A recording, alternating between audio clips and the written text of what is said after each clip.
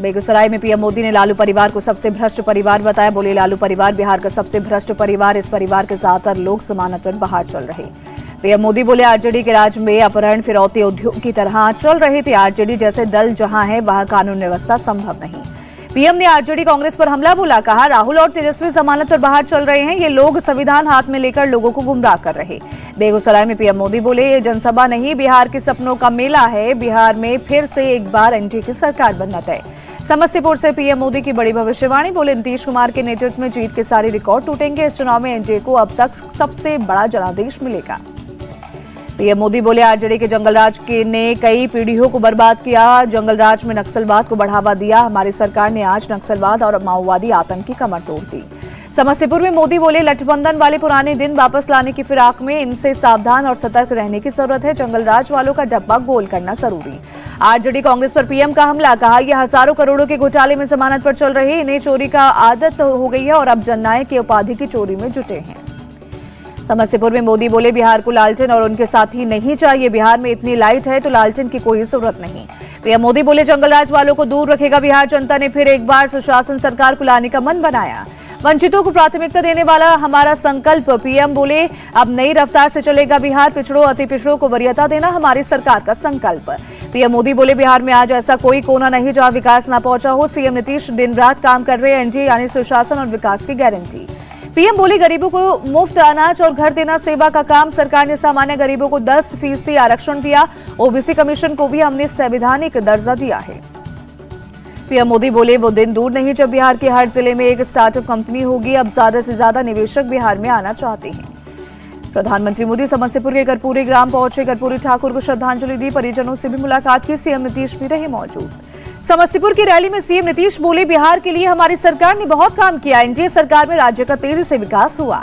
नीतीश कुमार ने लालू परिवार पर निशाना साधा। कहा आरजेडी ने महिलाएं युवाओं को के लिए काम नहीं किया। उन्होंने सिर्फ अपने परिवार के लिए ही काम किया है। नीतीश ने का नाम लिए बिना लालू पर हमला बोला। कहा वो अपने बेटे बेटी के लिए काम कर रहे हैं। जनता के लिए उन्होंने कुछ भी नहीं किया। सीएम नीतीश बोले अब कोई इधर उधर नहीं होगा। बिहार अब तेजी से आगे बढ़ेगा और लोग भी इधर उधर वोट मत देना। तेजस्वी ने सहरसा में की रैली को संबोधित किया। बोले बिहार को नंबर 1 राज्य बनाना हमारा लक्ष्य है। अब बिहार में जनता का राज आएगा। तेजस्वी ने नीतीश सरकार पर निशाना साधा। बोले बिहार में अपराध बेरोजगारी और भ्रष्टाचार चरम पर। बिहार में कोई भी काम घूस दिए बिना नहीं हो रहा। सहरसा में तेजस्वी बोले बिहार को अब भ्रष्टाचार मुक्त सरकार चाहिए। राज्य से अब बेरोजगारी खत्म होगी। तेजस्वी बोले तेजस्वी सीएम बनेगा तो लोग चिंता मुक्त होंगे। सीएम यानी चिंता मुक्त प्रदेश। बिहार को बिहारी चलाएगा, बाहरी नहीं। 28 अक्टूबर को घोषणा पत्र जारी करेगा महागठबंधन। घटक दलों के नेताओं की मौजूदगी में तेजस्वी यादव जारी करेंगे मैनिफेस्टो। महागठबंधन को लेकर शहनवाज हुसैन बोले टिकट बंटवारे में उन्होंने मुस्लिम समाज की अनदेखी की। केवल मुस्लिमों को डराकर ये लोग वोट लेना चाहते हैं। महागठबंधन को लेकर चिराग पासवान बोले इन्हें सिर्फ वोट बैंक की चिंता। मुस्लिमों की बात करते हैं लेकिन वक्त आएगा तब उन्हें प्रतिनिधित्व नहीं देंगे। मुस्लिम वोट को लेकर मचे घमासान पर मनोज तिवारी का बयान। कहा मुस्लिम समाज महागठबंधन के लिए सिर्फ वोट बैंक। ये लोग सिर्फ अपनी भलाई चाहते हैं। महागठबंधन में आपस में लड़ाई।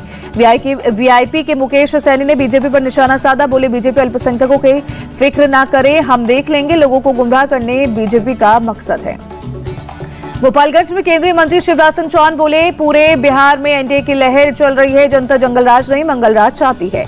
पटना पहुंचे बीजेपी सांसद रवि किशन। एनडीए की ऐतिहासिक जीत का किया दावा। बोले एनडीए ऐतिहासिक जीत की ओर आगे बढ़ रहा। महागठबंधन को जनता ने नकारा।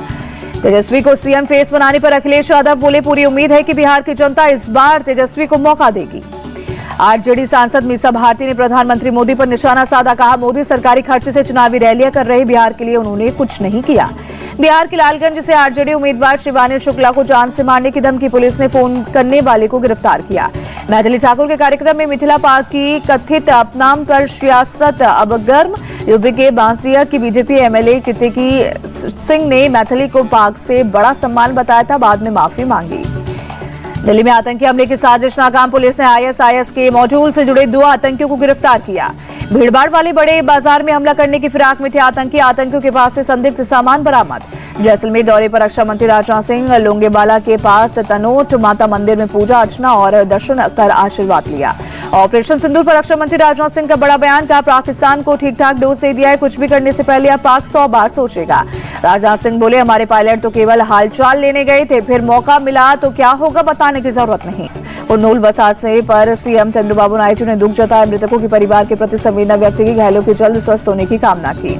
राष्ट्रपति द्रौपदी मुर्मू ने भी कुरनूल बस हादसे पर दुख जताया, शोक संतप्त परिजनों के प्रति संवेदना व्यक्त की, घायलों के शीघ्र स्वस्थ होने की प्रार्थना की।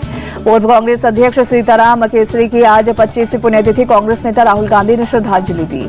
लखनऊ में सीएम योगी ने बैठक की, लोक निर्माण विभाग के अधिकारियों के साथ समीक्षा की। शराब पीने के दौरान हुई थी कहासुनी घटना का वीडियो वायरल, पुलिस ने मौके पर पहुंचकर स्थिति को नियंत्रण में किया। दिल्ली एनसीआर में खतरनाक स्तर पर पहुंचा प्रदूषण, अक्षरधाम इलाके में एयर क्वालिटी इंडेक्स 400 के पार, सांस लेने में हुई दिक्कत। दिल्ली के आनंद विहार इलाके में गंभीर श्रेणी में पहुंचा प्रदूषण का स्तर, AQI 403 दर्ज, आसमान में छाई धुंध, लोगों की परेशानी बढ़ी। इंडिया गेट इलाके में खराब श्रेणी में पहुंचा प्रदूषण, एयर क्वालिटी इंडेक्स 254 दर्ज, धुंध में छिपा नजर आया इंडिया गेट। दिल्ली एम्स और आसपास के इलाकों में प्रदूषण बढ़ा, एयर क्वालिटी इंडेक्स 295 पर पहुंचा।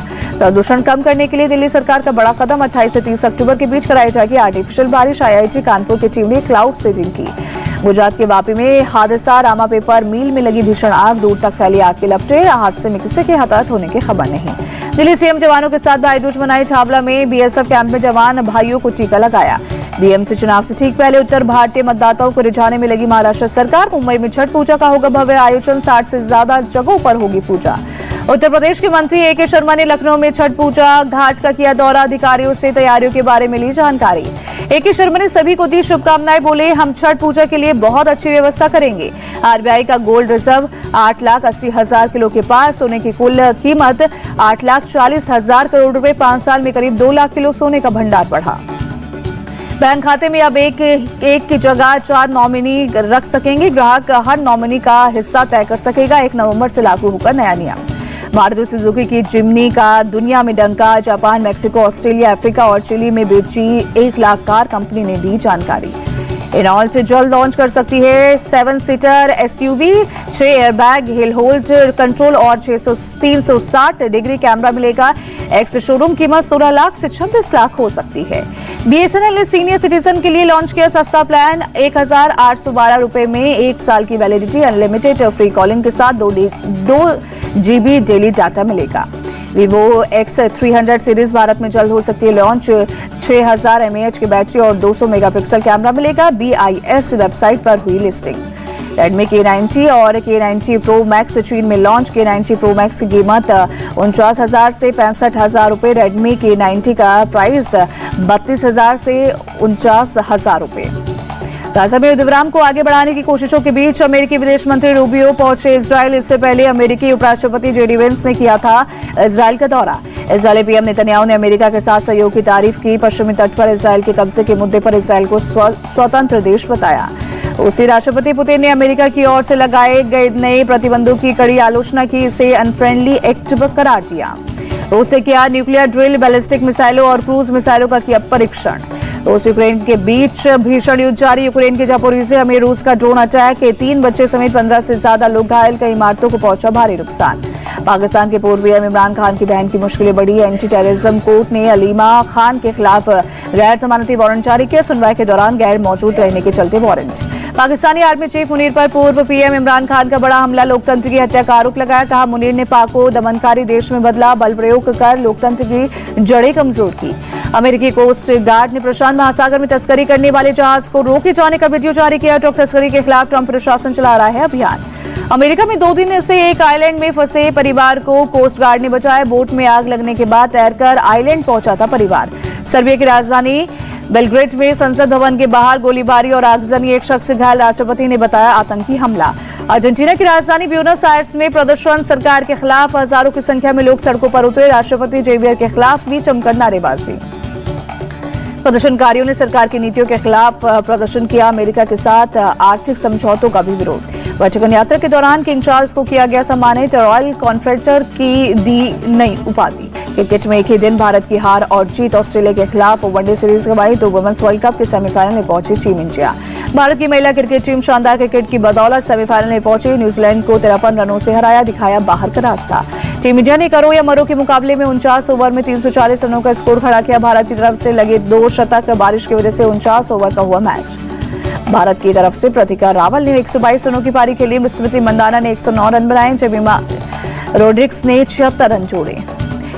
बारिश से प्रभावित मैच में न्यूजीलैंड को 44 ओवर में 325 का मिला टारगेट। न्यूजीलैंड की टीम 8 विकेट खोकर 271 रन ही बना सकी। न्यूजीलैंड की तरफ से हेलिडे ने 81 रनों की पारी खेली। इशाबेला गेज ने नाबाद 65 रन जोड़े। अमेलिया कर ने 45 रन बनाए। भारत की तरफ से रेणुका सिंह ठाकुर और क्रांति गौड़ ने 2-2 विकेट झटके। स्नेहा राणा सहित 4 खिलाड़ियों को 1-1 विकेट मिला। स्मृति मंदाना बनी प्लेयर ऑफ द मैच। स्मृति मंदाना ने 95 गेंदों में 109 रनों की पारी खेली। मंदाना ने 10 चौके और 4 गगनचुंबी छक्के लगाए। भारत को एडिलेड में ऑस्ट्रेलिया ने 2 विकेट से हराया। 3 मैचों की वनडे सीरीज में 2-0 से आगे ऑस्ट्रेलिया। भारत ने टॉस हारकर पहले बल्लेबाजी करते हुए 264 रन बनाए। ऑस्ट्रेलिया की टीम ने 47वें ओवर में हासिल की जीत। ऑस्ट्रेलिया की तरफ से मैथ्यू शॉट ने 74 रनों की पारी खेली। कूपर ने 61 रनों की धमाकेदार पारी खेली। ओवेन ने 38 रन बनाए। भारत की तरफ से अर्शदीप सिंह, हर्षित राणा और वॉशिंगटन सुंदर को 2-2 विकेट मिला। सिराज और अक्षर पटेल को मिला 1-1 विकेट। भारतीय टीम ने टॉस हारकर की बल्लेबाजी। रोहित शर्मा ने 73 रनों की पारी खेली। श्रेयस अय्यर ने 61 रन बनाए। अक्षर पटेल 44 रन बनाकर आउट हुए। भारत की तरफ से एक बार फिर दिखी खराब बल्लेबाजी। 17 रन पर 2 खिलाड़ी लौटे पवेलियन। विराट कोहली एक बार फिर 0 पर हुए आउट। कप्तान शुभमन गिल भी 9 रन बनाकर आउट हुए। ऑस्ट्रेलिया की तरफ से एडम चांपा ने 4 विकेट चटकाए। बाटलेट को 3 और स्टार्क ने 2 खिलाड़ियों को पवेलियन भेजा।